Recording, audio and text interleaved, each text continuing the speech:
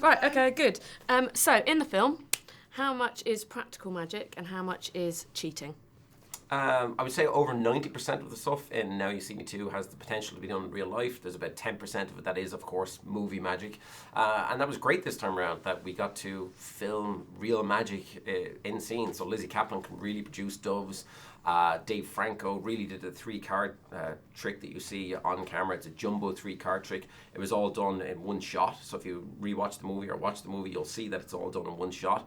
And try and figure it out as you watch it. Of course, we do reveal it towards the end of the movie how it works.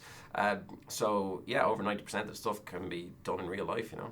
Excellent. Who is best? I know obviously they all have different, of the cast, they all have different things that they need to do, but who pick things up straight away? I think Dave Franco is the most naturally gifted of all of them, especially with the deck of cards. He can spin cards, throw cards, catch cards in his mouth now. He can slide them down his arm. He can do all kinds of crazy things. So I think Dave would be the most naturally gifted. And Woody can really hypnotize and hack into people's brains. I mean, there's a video up on YouTube of him on David Letterman where he literally just crushed Letterman last year. So, they were all amazing to work with, you know.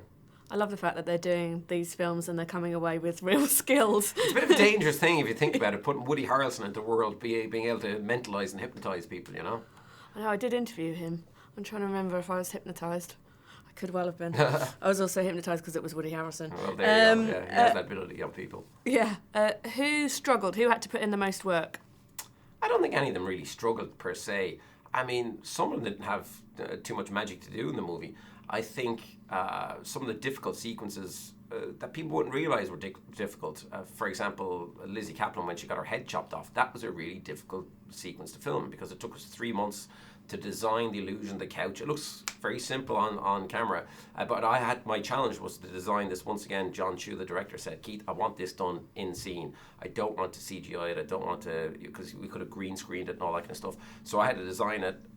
But bearing in mind that this is a Hollywood actress, so she was in a very uncomfortable position for like 5 minutes before she had her head chopped off. Then she was dropped at speed towards the ground because you see it's her real head being chopped off, in essence, down to her. It's not a dummy head, it's not a stand-in head, it's really her moving head that's dropped to the ground.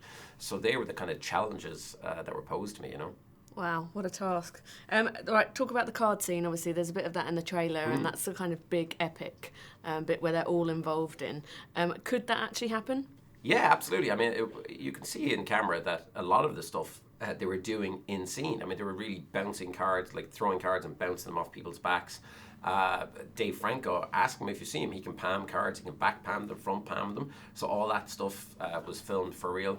I think that there was obviously a couple of moments that were enhanced where a card bends around a corner. But there are guys in the world who can spin cards like full 180 degrees around an object. So I think pretty much the whole sequence could be done in real life by the top experts in the world. And we had one of them on set, Andre Jink. So Andre can probably do that, like spin. He can bounce them off walls. He can pretty much place a card anywhere you want it to be placed. So yeah, it could definitely be done in real life. Did you teach any magic to Daniel Radcliffe? Yeah, well, we taught him he obviously doesn't do too much magic in the movie, but we taught him this thing where he spins a card from one hand into the other. And in the trailer, you see him, I think he drops the card, but he can actually do it in real life. And he's very proud to show it to people because it took so many hours of practice at home, just dropping cards and spinning cards and dropping them. So that was the one thing that he picked up really well, which is one of the most difficult moves in magic to do. And it looks like nothing. It looks like you're just spinning a card from hand to hand. But if I challenged you or somebody at home to do it, you wouldn't be able to do it. It's massively difficult. So that was the one little trick that he took away from the movie, you know. It was funny because I think we interviewed him at Comic-Con or something like that, and he was literally the first thing he'd say to anyone is, by the way, I can actually do that. I know it's in the trailer, but I can actually do that. So you know what I'm talking about now. Yeah. Do you think the last... Oh, one question? Okay. Final question is, what's the most magical you've ever felt? Oh, I suppose for me it was the birth of my second child because I hypnobirthed my wife. So I hypnotized her through the birth for pain management, so she didn't use any epidural or any pain management other than hypnosis. So that was quite magical for me to bring my son into the world and using hypnosis as the pain management system, if you like. So that was quite magical. So you didn't think about that for the first kid? No, and I probably should have because she could have done with it with the first kid, and it's grounds for divorce with our second child if it went wrong. But luckily, it all went fine, and she's a huge advocate now for hypnobirthing. You know. Brilliant. That's lovely. Thank you Thanks, very man. much. That was Nice great. to meet Okay. So was this film really fun to do? Was it more fun than the first one? It was maybe more fun than the first one. Yeah, in the first movie, I think we weren't exactly sure at all times what we were making, what the tone was going to be, what the suspense would be, what the comedy would be. And then the movie turned out so well, the first one, and was like beloved by so many people, so many different kinds of people, so many different groups of people, that I think when we were doing the second one, we felt like a little bit more confident about what we were doing and weren't as concerned that the kind of seemingly disparate tones wouldn't meld together. Right. And obviously you have... Keith's been telling me how good you are with the whole card thing. That's very Have you nice been of him. banned from casinos or anything like that? Is You anyone know, really wary of you now? I wish I was that good. Kind of an honor. Yeah, right? Yeah. Just banned from a casino. I wonder, Yeah. I guess these magicians probably are banned from casinos, yeah? Yeah, maybe. I guess, what could they do? Yeah, they could probably pocket card. Yeah, probably. Exactly. And probably can count cards. To the point where, like, cameras on the ceiling probably wouldn't catch certain things they're doing because it's Right, so they're quick. so adept. And it's Yeah. magic, obviously. That's a good question, but no, I am definitely not one of those people who are banned from casinos. No, they give him free rooms. Exactly. How much work do you have to put into the kind of expressions and stuff when you're doing the trick?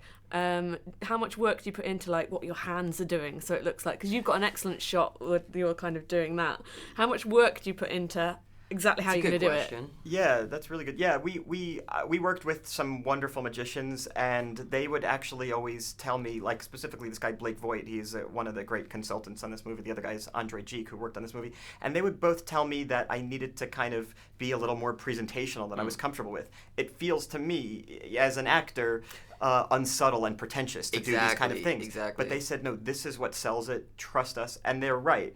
As actors who are trained in subtlety and naturalism, we have an aversion to anything that feels showy, pretentious, or theatrical. So we had to kind of overcome that initial discomfort with these flourishes, because it not only does it look better, but it doesn't look right without a flourish. Right. It's a different kind of performance. There's like a good middle ground where it's not like we're doing this old school magic style of like pulling a rabbit out of a hat and then really like mugging for the camera. Right. It's somewhere in between where these movies are trying to, make magic cool again. And like obviously as actors, the director wants us to bring our own personalities to these performances as well. And so it doesn't feel too stiff or too rehearsed. And so a lot of the time, at least for me, when I'm in these scenes where we're like performing, it's just kind of like, I don't know, I don't try to overthink every little movement, just trying to let it come out naturally. Right. What's the most magical you've ever felt? You can interpret that however you like. Wow. Do you have something off the top of your head? No. I never think of my answer. You know both no, of you, sorry. yeah. No. The most magical, huh? If it helps, Keith went for hypnotising his wife during the birth of their second child. Really? So, What did he say quite specifically about that? Did he go on? Yeah, she had no painkillers or anything like that. No way. Yeah, Really? Yeah. That's a really very good magical one. moment. He should sell that. Yeah, right? It's actually really good, yeah, because all he's done is guess my uncle's name. That's more impressive. And he knew that I like the color orange, but that's really great. He should market that. Who's going to pay him to tell him they like orange? I think this moment right now of finding that out about Keith is my most magical moment. Yeah. I would say it's my second most magical moment. Yeah, no, you're right. Yeah.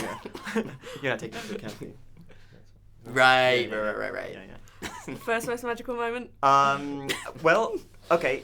So I ride a bicycle. I live in New York City. The first time I got on a bicycle in New York City, it was life-changing because it's the most convenient, economical, efficient way to get around. And I felt like I was flying. And Do you bike everywhere now? I bike everywhere. I bike to the corner in New York. It's the greatest way to get around. And, for somebody, I grew up in New York and New Jersey and I'm taking public transportation. And so to be on a bike, that felt like, and still feels like I'm tricking transportation into letting me do that. Have you got an answer? Let's go with something that I'm thinking of. That thing. You want that thing you're thinking of? That thing that I'm thinking of, I think, is the answer to Did you this tell me that question. you were like biking around New York? Right. You already stole that, though. Oh, I did Even that, though I it did is that. my answer, too. Yeah. I don't know. Let's come back to it. I want to give Okay. you a real answer. Okay. Yeah. Well, finally, I was going to say there's a picture of you on your bike in the paper this morning. Have you seen that? Really? No. Apparently, you went into some of the protesters out by Pride yesterday. Yeah. There's a picture of you in the paper of you standing there with the protesters. Yes, You I ha- was protesting the protesters. Yeah. Yes. I mean, they were being quite rude on a day that we should be celebrating the gay community. They were being pretty rude. So I did. Yeah. Well, people are celebrating the fact that you did that. So Hey, yeah, that's good. Oh, good. Okay, good. I'm on the right side of history, I think. Yeah, God, we're all on the wrong side at the moment. Anyway, thank you very much. Thanks I'll so let much. you off the hook. I've run Thank out of you. time. Thank you so much.